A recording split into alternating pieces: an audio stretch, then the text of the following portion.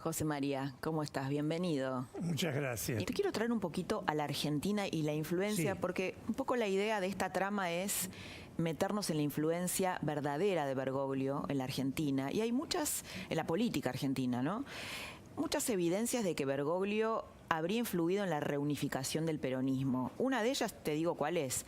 Yo lo entrevisté a Alberto Fernández 2 veces durante el gobierno de Macri y él me contaba las charlas que tenía, él directamente, ¿no? Me contaba las charlas que tenía con el Papa, no sobre esto, pero es evidente que al Papa le preguntaba sobre la política, se interesaba por eso, y hay una versión que indica que el Papa fue artífice de la reconciliación entre Cristina y Alberto Fernández. ¿Qué pensás vos sobre la verdadera influencia más allá de los mitos? Pienso que si no es verdad, está muy cerca de serlo, en el sentido que el secreto vaticano va a preservar siempre hablar explícitamente de eso, pero que hay una simpatía curiosa, porque nosotros recordamos muy bien las antipatías que tuvo con el presidente Kirchner y con Cristina Fernández de Kirchner. Y con Macri, ¿no? Las antipatías. Sí, las antipatías con Macri no se modificaron, estuvieron ahí, ¿no? Pero el cambio muy grande es con Cristina de Kirchner. Es decir, vos pensás que cuando él es elegido papa, ella ni siquiera lo nombra y están muy enojados. Aparte, él la consideraba un personaje difícil, muy difícil, y con un enfrentamiento. Porque esto no hay que olvidarlo, el gobierno de Kirchner lo persiguió duramente a Bergoglio, Sí. y de manera bastante injusta. Pero pareciera que ahí, no sé cómo lo ves vos, que era más una puja por el poder que ideológica, ¿no? Qué difícil diferenciarlo. Yo creo que pujas ideológicas Néstor conoció pocas, son siempre en función de poder. Y entonces incluso los derechos humanos para el presidente Néstor Kirchner era una cuestión política, era una cuestión de poder político, no mucho más. Como gobernador es un tema que no le interesó. Entonces, es decir, no hay una trayectoria. Esa lectura es válida.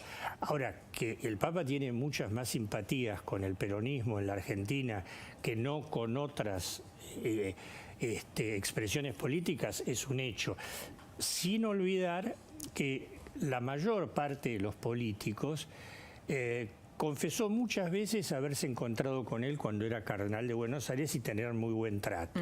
Estoy pensando en Lilita Carrió, en Enrique Olivera, En Gabriela Michetti. En Gabriela Michetti, pero muchísimos. Bueno, María Eugenia Vidal, ¿no? María Eugenia Vidal, pero también del peronismo muchos, ya entonces. Entonces, quiero decir que es un hombre que el poder, no sé si lo seduce, pero le gusta mucho. Bueno, hay una frase de alguien que está en el gobierno ahora y que también tiene años de bergoglismo, que dice que en realidad al Papa le hubiera gustado ser no el Papa, sino Perón. Es probable, es probable. No debe ser el único, pero ciertamente para mi generación recuerda mucho a las idas y vueltas famosas de Perón estando en España. Cuando Perón estaba en Puerta de Hierro, esta inflación de mensajeros que se contradecían los unos a los otros y que nunca sabías quién era el emisario, y cómo de alguna manera el viejo Perón utilizaba eso en la composición de un poder. Tiene alguna analogía con cómo se mueve Bergoglio en ese sentido. Y en ese sentido, Bergoglio es un hombre que está bastante solo. En este sentido, quiero decir, que el favor que le ha hecho la extrema derecha dentro de la Iglesia es ubicarlo por contraposición a él en una postura de vanguardia. Pero está solo Que no sería tanto, ¿no? de lo Si que no fuera es tanto. De lo que no es tanto, claro. Pero al mismo tiempo vos te das cuenta en sus pretensiones legítimas de cambios profundos en la curia vaticana, lo llevan a él a desconfiar de todo y actuar de una manera que siempre tuvo, una manera un poco autoritaria y muy solitaria, que hace referencia a lo que vos decías antes. Es muy difícil saber qué piensa. José María Poirier, muchas gracias por haber estado esta noche y bueno, y por habernos dado detalles de la cabeza de Bergoglio. Difícil cabeza. Del Papa, sí, difícil y contradictoria cabeza.